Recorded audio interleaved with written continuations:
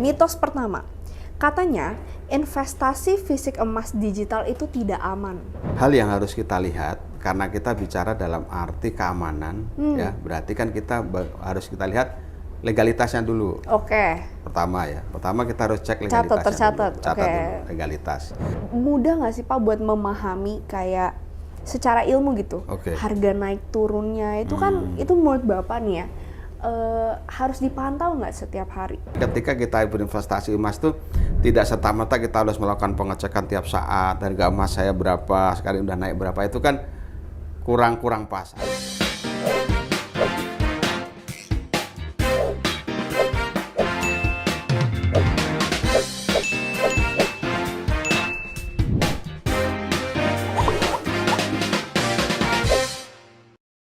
Hai Sahabat Clearing, kembali lagi di podcast kita KBI Punya Cerita dengan host kalian tentunya aku, Vini, yang akan menemani kalian di episode kita kali ini. Nah, untuk teman-teman yang kepo sama topik kita hari ini, emang temanya itu dan konsepnya emang agak berbeda dengan video-video kita sebelumnya. Tapi tentunya narasumbernya itu salah satu yang ahli, tapi nggak mungkin kalian nggak pernah lihat sebelumnya, karena di episode kita sebelum-sebelumnya itu udah pernah kita kenalin. Nah, mungkin kita bisa kenalan ulang lagi kali ya dengan narasumber kita pada episode kita kali ini. Hai Bapak! Hai. Mungkin Bapak boleh kenalin diri lagi dulu Pak ke Sahabat Clearing. Iya. Halo Sahabat Clearing, nama saya Sri Wahyudi. Saat ini saya adalah Direktur Kepatuhan di PT ABI Community Berjangka. Pak. Nah Pak, hari ini tuh sebenarnya aku mau melanjutkan obrolan kita di minggu-minggu sebelum ini, Pak. Iya. Obrolan sebelumnya kan kita bahas soal tren di 2024. Nah, kali ini konsepnya aku bikin agak berbeda. Konsep kita namanya mitos fakta, Pak. Jadi apa sih yang biasanya orang persepsikan soal emas dan fisik emas, terus kita ubah jadi kita jawab dengan fakta gitu, Pak. Nah, itu konsep kita hari ini. Nah, hari ini kita bahasnya temanya fix-fixnya nih, tema fixnya tuh akhirnya adalah transaksi fisik emas secara digital. Mitos faktanya Pak. Nah mungkin aku bisa kasih satu mitos pertama dulu untuk Bapak jawab faktanya apa gitu ya Pak.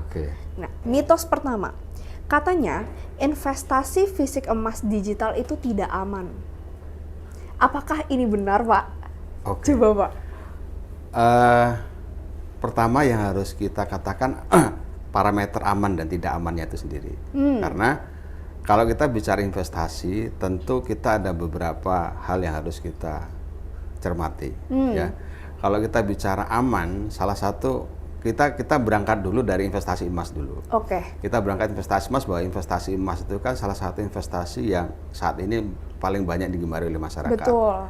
Artinya di beberapa hal mungkin ada beberapa yang menawarkan investasi emas, menawarkan dengan dengan berbagai cara ya, penawaran investasi emas. Tapi namun demikian, hal yang harus kita lihat, karena kita bicara dalam arti keamanan, ya, berarti kan kita harus kita lihat legalitasnya dulu.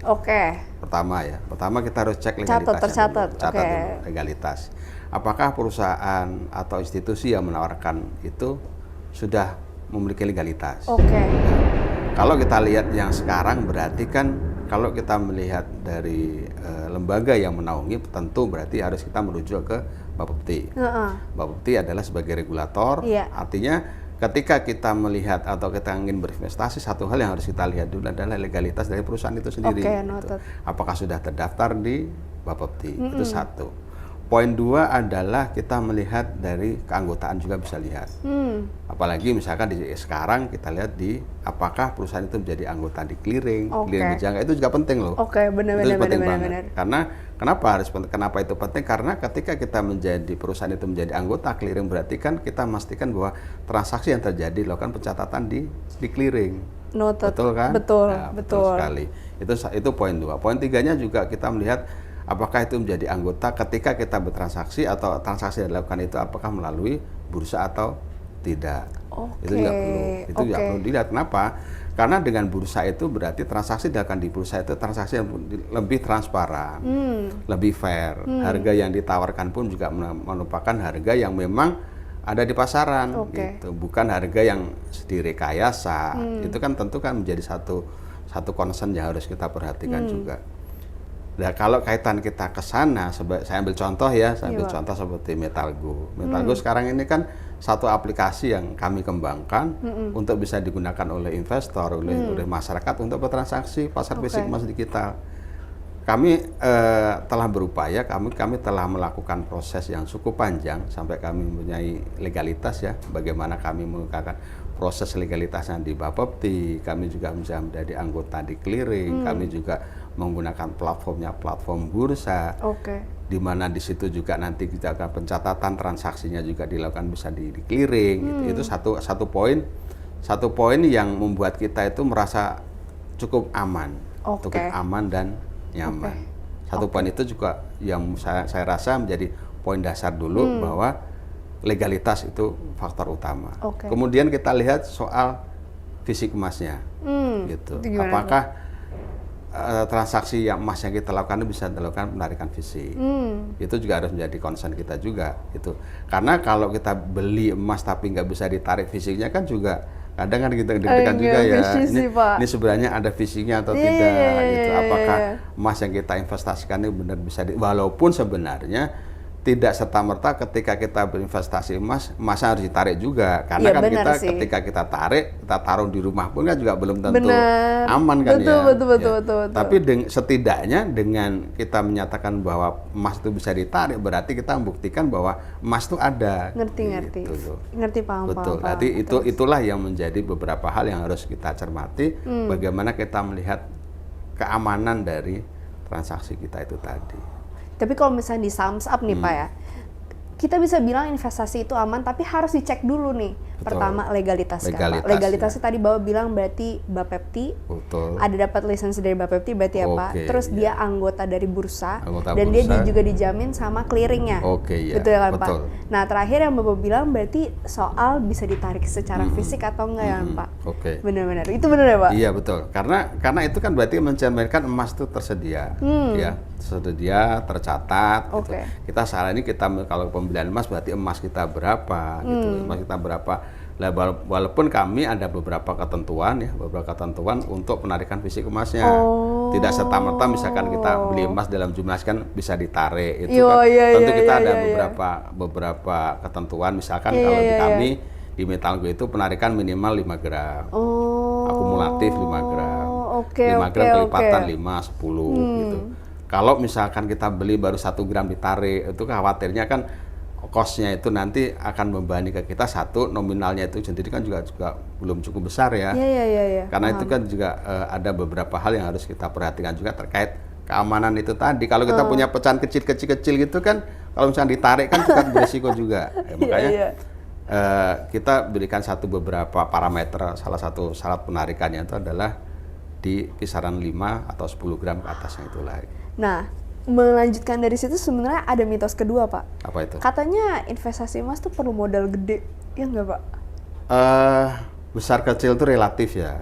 Artinya kalau kita bicara investasi kan ada orang yang beli emas dengan harga 1 juta itu bisa dianggap kecil. Karena modalnya dia gede. Ternyata tabungan dia sampai miliaran kan bisa juga. Benar juga ya kan kayak kamu misalkan kamu beli emas menurut beberapa kalangan harga 1 juta itu murah.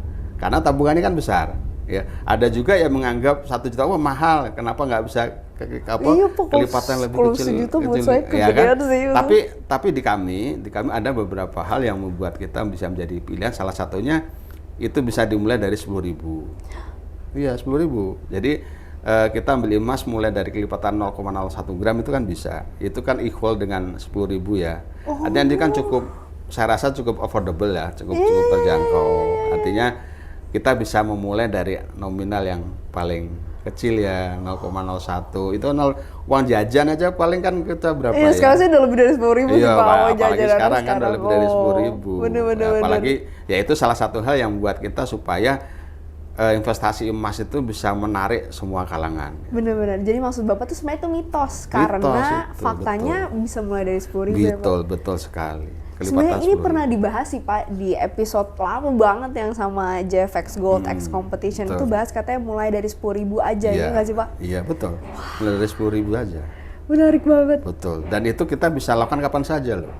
Jadi kapan saja, artinya ketika kita mempunyai saldo yang cukup di rekening kita tinggal melakukan top up di saldo kita, dan yang cukup memberikan kita kenyamanan adalah kita bisa melakukan top up itu kapan saja. Itu dari saldo rekening pribadi kita masukkan ke rekening perdagangan emas digital itu sudah langsung bisa transaksi. Nah, melanjutkan itu sebenarnya membalik lagi ke episode kita sebelum-sebelumnya Pak, yang soal tren. Kalau investasi bisa mulai dari sekarang karena nggak akan pernah telat kan Pak? Betul. Bener ya Pak? Betul sekali. Jadi start sekarang aja dia 10.000 lagi. 10.000. Asli sih Pak. Nggak ada tuh pakai nasi Padang kayaknya nggak nyampe udah lebih dari 10.000. Makanya sebenarnya Padang aja udah mahal ya. Iya, sekarang pinggirnya juga udah mahal Pak. Iya betul. Nih Pak, lanjut lagi. Kan Bapak bilang katanya itu bisa kapan aja kan Pak? Sebenarnya ini berhubungan sama mitos yang ketiga Pak. Apa itu? Dia bilang katanya investasi fisik emas digital itu susah Pak. Menurut Bapak bener gak? Susah dalam arti kita bicara apa ya, kalau di era sekarang saya rasa pengertian susah itu sudah nggak relevan lagi ya, apalagi di zaman era digital sekarang ya, di mana kita di mana-mana pun juga sekarang saya rasa informasi itu alat sarana informasi dan aplikasi itu kan sudah banyak tersedia gitu. Artinya keterjangkauan kita untuk melakukan akses transaksi kan sekarang kan bisa di mana saja. Paham. Itu apalagi sekarang dengan era ada gadget segala macam ini, mobile itu kan bisa, orang kan bisa melakukan transaksi kapan saja di mana saja. Sebagai contoh misalkan kami di Metalgo kan itu kan transaksi itu kan bisa dilakukan melalui handphone, itu bisa dilakukan di mana saja, dan kami menyiapkan aplikasi itu tidak hanya melalui Android, bahkan dalam perkembangannya kami juga bisa melakukan transaksi melalui iPhone. Artinya di apapun device-nya, di apapun gadget yang kita pakai, saya rasa kalau era sekarang itu pengertian susah itu juga sudah nggak relevan lagi, karena di zaman sekarang itu kan justru kita tuh lebih banyak mendapatkan kemudahan ya, di mana akses internet juga saya rasa juga sudah banyak wilayah di kita ini yang keterjangkauan internetnya kan juga sudah cukup luas. Saya rasa itu sih, jadi kurang pas kalau kita katakan itu sebagai hal yang susah ya. Ngerti. Apalagi era sekarang ini. Mungkin maksud Bapak tuh kalau misalnya aku samsap gitu ya, itu sebenarnya mitos karena kalau soal keterjangkauan dan juga pokoknya maksud Bapak akses itu kan suatu hal yang udah memudahkan kita segala banyak banget kan, akses itu dipermudahkan ke kita untuk melakukan transaksi fisik ini gitu. Nah cuma yang aku pengen tanya sebenarnya, mudah nggak sih Pak buat memahami kayak secara ilmu gitu harga naik turunnya itu kan itu menurut Bapak nih ya harus dipantau nggak setiap hari? Itu sih kalau menurut aku mitos yang menurut aku lebih susah, mungkin harus memahami dari segi pasarnya dulu gitu. Betul.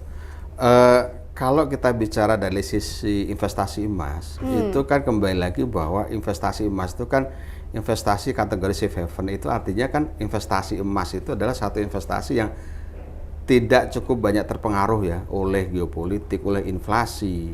Itu kan tidak cukup banyak pengaruh. Artinya apa? Artinya ketika kita berinvestasi emas itu tidak serta-merta kita harus melakukan pengecekan tiap saat, harga emas saya berapa, sekarang udah naik berapa, itu kan kurang pas. Walaupun sebenarnya memang pemantauan perlu ya, tapi namanya itu kan kita kan bisa kategorikan investasi emas itu kan kembali kategorinya itu kan low risk ya.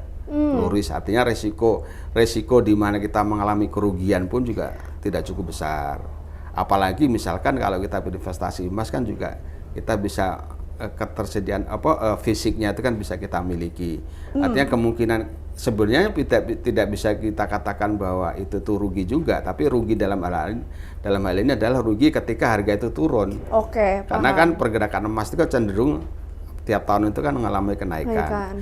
Yang harus kita waspadai cuman hanya masalah kita pantau saja. Misalkan harga emas sekarang berapa. Tapi kabar baiknya adalah bahwa kalau di Metalgo ini Mbak, ini kan kita pakai platformnya kan JFE Gold X ya.